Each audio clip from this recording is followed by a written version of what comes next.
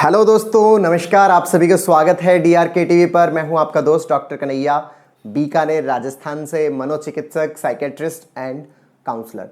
दोस्तों, आज इस सेशन के माध्यम से, इस वीडियो के माध्यम से मैं आप सभी के बीच में एक ऐसी प्रॉब्लम, एक ऐसे रोग के बारे में बात करने वाला हूं जो मनोविज्ञान के अंदर सबसे बड़ा रोग जिसको बोल सकते हैं। सबसे बड़ा मैं इसलिए बोल रहा हूं क्योंकि इसकी वजह से बहुत सारे लोगों का जीवन बहुत बड़े स्तर पर अफेक्ट होता है। वो अपने जीवन में जो चीज पाना चाहते हैं, जिस मुकाम पर वो पहुंचना चाहते हैं, जहां पर वो जाना चाहते हैं, वहां पर वो जा नहीं पाते। एक स्टूडेंट अपने लाइफ के अंदर जो सक्सेस अचीव करना चाहता है, वो सक्सेस अचीव नहीं कर पाता। जो मार्क्स वो अचीव करना चाहता है, जो करियर वो बनाना चाहता है, वो नहीं कर पाता। जिस भी कंपटीशन के अंदर वो सिलेक्ट होना चाहता है, वो कंपटीशन के अंदर सिलेक्ट नहीं हो पाता। एक बिजनेसमैन अपने आप को बिजनेस के अंदर जिस मुकाम पर देखना चाहता है, जिस सक्सेस के अंदर देखना चाहता है, वो सक्सेस अचीव नहीं कर पाता। ये रोग बहुत बड़ा रोग है और बहुत कॉमन रोग है। इसके बारे में हम सभी बहुत बेहतरीन तरीके से परिचित हैं। चलिए मैं आपको बताता हूं ये रोग कौन सा है और इससे कैसे बचा जाए। दोस्तों, ये रोग है लोगों के अनुसार रिएक्टिव हो जाना। इसको सामान्यतः इस तरह से भी बोल सकते हैं कि लोग क्या कहेंगे। लोगों के अनुसार रिएक्टिव हो जाना या क्या कहेंगे लोग, यह है सबसे बड़ा रोग। दोस्तों, दरअसल जो लोग कुछ भी बोलते हैं, कुछ भी वो व्यवहार करते हैं हमारे सामने, हम उनके व्यवहार के अकॉर्डिंग रिएक्टिव हो जाते हैं। रिएक्टिव होने से क्या मतलब है कि वो अगर हमें कहते हैं कि तुम नहीं कर पाओगे, तो हम उस वजह से द्वंद्व के अंदर चले जाते हैं। हम हमारी लाइफ में कुछ करना चाहते हैं कि स्टूडेंट, सोचना इस चीज के बारे में कि एक स्टूडेंट अपने जीवन के अंदर आगे बढ़ना चाहता है। वो किसी कॉम्पिटिटिव एग्जाम के बारे में अपना प्लान बनाता है, अपना प्रोग्रामिंग करता है अपने ब्रेन की कि मुझे इस दिशा में आगे बढ़ना है। उत्तर में एक जना बोलता है कि भाई तू तो नहीं कर पाएगा, इसको करने के लिए तो बहुत ज्यादा मेहनत की जरूरत पड़ती है, इसके लिए तो बहुत ज्यादा टैलेंट की जरूरत पड़ती है, इसके लिए तो बहुत अच्छी ट्रेनिंग की जरूरत पड़ती है, बहुत अच्छी कोचिंग की जरूरत पड़ती है। वो तो तेरे पास है नहीं, तो तू नहीं कर पाएगा। अब जो लोगों ने उसको जो बात बोल दी, वो बात अब उसके दिमाग में खटकने लग गई। वो ड्युअलिटी के अंदर चला गया, द्वंद्व के अंदर चला गया, और उस द्वंद्व की वजह से जो अपने टास्क के ऊपर उसका जो फोकस करना था, उसके ऊपर अब उसका फोकस नहीं हो पाएगा। क्यों? क्योंकि उसके दिमाग में लोगों की बात चलने लगी। एक बिजनेसमैन जो व्यापार करना चाहता है, उतने में ही दूसरा वो यूं प्लान तैयार करता है कि मुझे बहुत तगड़ा बिजनेस करना है, बहुत अच्छे से मैंने जो प्रोडक्ट तैयार किया है, इस प्रोडक्ट को लोगों के बीच में सेल करना है, और इस सेलिंग के अकॉर्डिंग मुझे बहुत अच्छा प्रॉफिट कमाना है, एक अच्छा लिविंग स्टैंडर्ड है, एक लाइफ का जो एक अच्छा स्टेटस है वो मुझे बनाना है। उसका तो प्लान इसके अकॉर्डिंग चल रहा है। अब उतने में उसके जो पड़ोसी है, उसके जो रिलेटिव्स है, उसके जो फ्रेंड्स है, या उसके आसपास कोई भी ऐसा व्यक्ति उसको एक बात बोल देता है कि भाई तू बिजनेस नहीं कर पाएगा, तेरे अंदर तो बिजनेस सेंस ही नहीं है, तूने तो बिजनेस की ट्रेनिंग ही नहीं ले रखी, और बिजनेस को करने के लिए तो क्या बहुत सारी चीजों की आवश्यकता पड़ती है, तेरे पास ये सब चीजें नहीं है। अब इतना सुन के जहां वो एकदम पहले क्लियर माइंड था, अब उसकी जो क्लियरिटी है वो कंफ्यूजन के अंदर चली गई।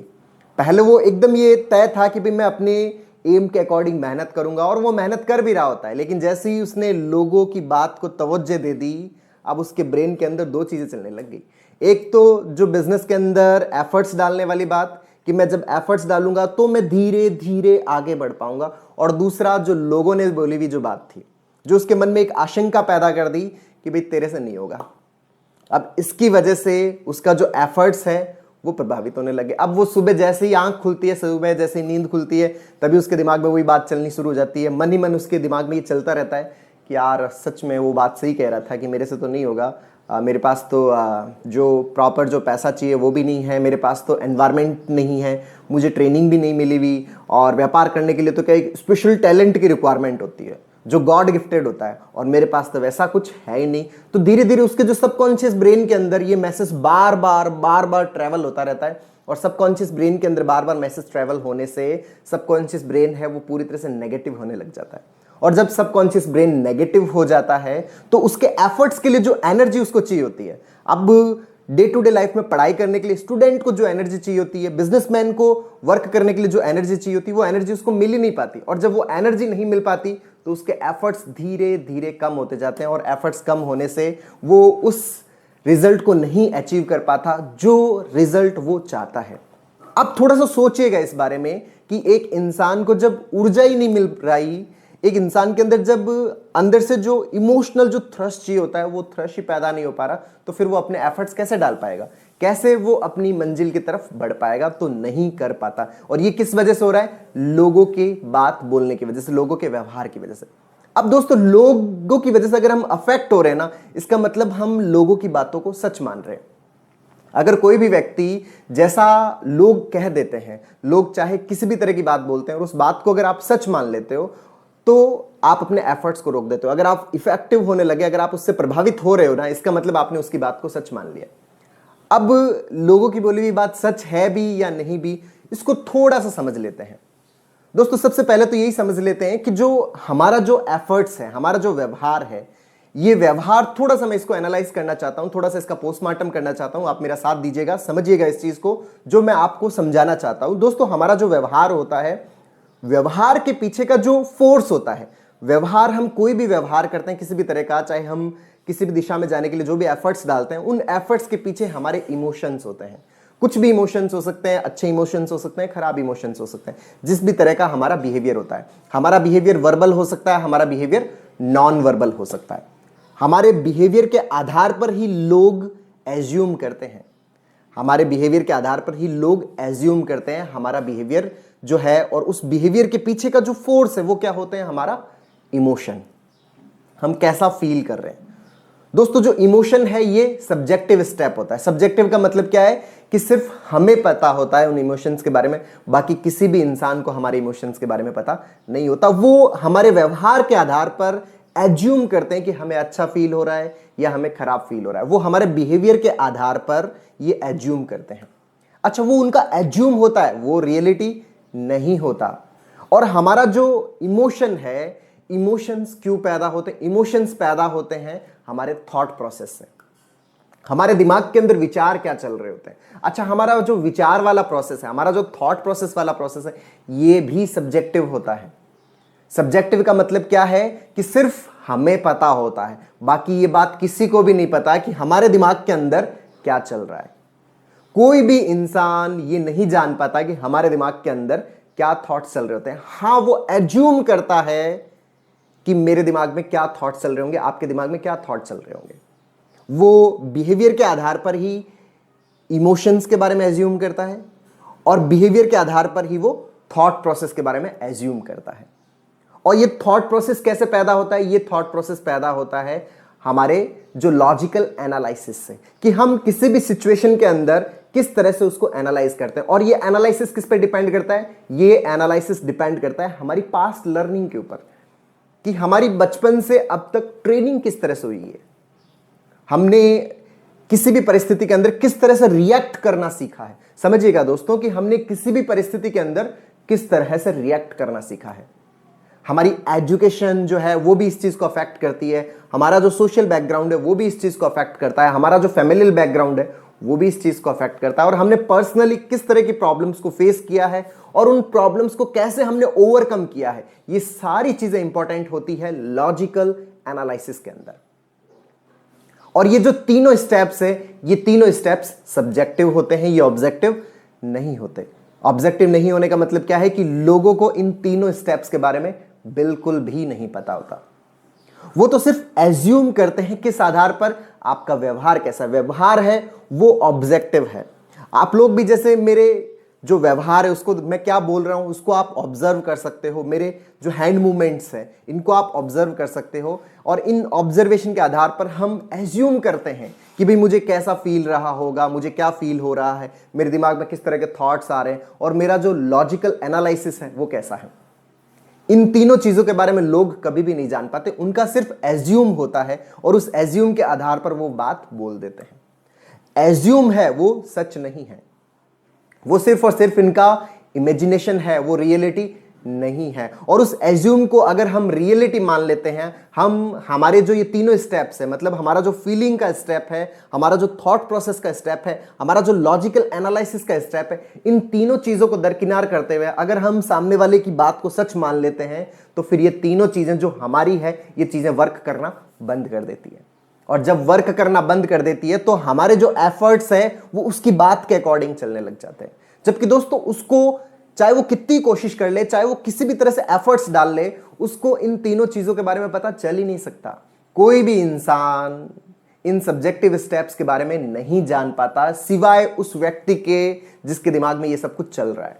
वो क्या फील कर रहा है, उसके दिमाग में क्या थॉट्स आ रहे हैं, वो किस तरह का जो लॉजिकल थॉट प्रोसेस यूज करता है, ये तभी जान पाएगा अगर किसी व्यक्ति को, सामने वाला जो व्यक्ति है उसको इन तीनों चीजों के बारे में तभी अच्छे से पता चल पाएगा जब उस व्यक्ति के एक एक इवेंट के बारे में उसको बहुत अच्छे से पता है, उसकी लर्निंग के बारे में पता है कि पैदा होने से अब तक वो हर एक चीज के बारे में बहुत अच्छे से 24 घंटे वो उसको ऑब्जर्व करता हो, 24 घंटे हर एक थॉट को उसने उसके लिखा हो। जबकि ये चीजें पॉसिबल नहीं है, ये संभव ही नहीं है, ऐसा हो ही नहीं सकता।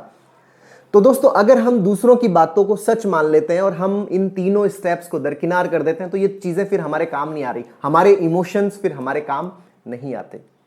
क्योंकि हमारे इमोशंस जो पैदा होते हैं वो इमोशंस हमारे थॉट्स के अकॉर्डिंग पैदा होते हैं, और हमारे जो थॉट्स पैदा होते हैं वो हमारे लॉजिकल एनालिसिस के अकॉर्डिंग पैदा होते हैं। वो लोगों के लॉजिकल एनालिसिस के अकॉर्डिंग पैदा ही नहीं हो सकते। लोगों ने कह दिया तुम नहीं कर पाओगे, तो आपके दिमाग के अंदर ये थॉट्स जो है वो आपके लॉजिकल एनालिसिस के अकॉर्डिंग पैदा नहीं हुए, ये सामने वालों के अकॉर्डिंग पैदा हुए, और सामने वालों के अकॉर्डिंग पैदा हुए तो आपकी जो इमोशनल एनर्जी है वो पैदा ही नहीं होगी उस वर्क को करने में, वो आएगी ही नहीं। जब आएगी ही नहीं तो आपके एफर्ट्स कम होते जाएंगे, और जब एफर्ट्स कम होते जाएंगे तो आपको वो चीज नहीं मिल पाएगी जो चीज आप चाहते हो। तो दोस्तों, लोगों की गलत बात की वजह से, लोगों के एज्यूम की वजह से, उन्होंने जो अपने स्तर पर जो सोच लिया उस सोच की वजह से आप अपनी इन तीनों चीजों को दरकिनार कर देते हो। जो ये बात है ना कि लोग क्या कहेंगे, लोगों के कहने के अकॉर्डिंग जब आप अपने एफर्ट्स को कम कर देते हो, इसका मतलब आपने उनकी बातों को सच मान लिया, और उनको आपके बारे में कुछ भी नहीं पता, सिर्फ और सिर्फ वो आपके व्यवहार को देख रहे हैं, उस व्यवहार के आधार पर वो एज्यूम कर रहे हैं, और उस एज्यूम को आपने रियलिटी मान लिया। तो दोस्तों, लोगों के एज्यूम को रियलिटी मानना बंद करिए। लोग जो बोल रहे हैं उन बातों को दरकिनार करना चाहते हैं तो इस चीज को बहुत अच्छे से अंडरस्टैंड कीजिए कि लोगों को आपके बारे में कुछ भी नहीं पता, 1% भी नहीं पता। वो सिर्फ आपके व्यवहार को देख रहे हैं, और इस व्यवहार को बाहर आने के लिए जिन चीजों की जरूरत है, इस व्यवहार को बाहर आने के लिए जिन चीजों की जरूरत है, जिन चीजों की तैयारी हुई है, वो आपके बचपन से लेके, आपके पैदा होने से लेके अब तक जो आपकी ट्रेनिंग है, वो ट्रेनिंग पूरी रेस्पॉन्सिबल है आपके उस व्यवहार के लिए। आप अगर एफर्ट्स डाल रहे हैं, आप अगर किसी कॉम्पिटिटिव एग्जाम की तैयारी कर रहे हैं, तो इस कॉम्पिटिटिव एग्जाम की तैयारी के पीछे आपके पैदा होने से लेके अब तक के सारा टाइम रेस्पॉन्सिबल है। क्या उसको पता है कि इस चीज के बारे में? उस चीज को इस चीज के बारे में नहीं पता। उस व्यक्ति को कुछ भी नहीं पता इसके बारे में। एक व्यक्ति किसी के बिजनेसमैन के बारे में बोल रहा है, उसको नहीं पता कि बचपन से लेकर अब तक की उसकी ट्रेनिंग कैसी है, उस ट्रेनिंग के आधार पर उसका ये एफर्ट्स है, उस ट्रेनिंग के आधार पर उसका ये थॉट प्रोसेस है। लेकिन लोग डिनाई कर देते हैं कि नहीं भाई, तुझे तो कुछ नहीं पता।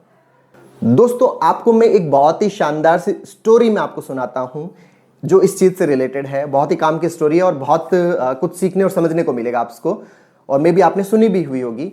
तो दोस्तों, स्टोरी क्या है कि एक बाप बेटे हैं, वो एक घोड़े को लेके कहीं पर जा रहे थे। तो वो पैदल चल रहे थे, घोड़ा उनके पीछे पीछे पैदल चल रहा था। घोड़े की जो लगाम है वो पिता के हाथ में थी। वो जैसे ही आगे बढ़ रहे थे तो एक नगर से जब गुजर रहे थे तो लोगों ने उनको गुजरते हुए देखा, तो लोग उनके ऊपर हंसने लग गए। लोग बोलने लग गए कि भाई कैसे मूर्ख बाप बेटे हैं, पास में घोड़ा है फिर भी पैदल चल रहे हैं।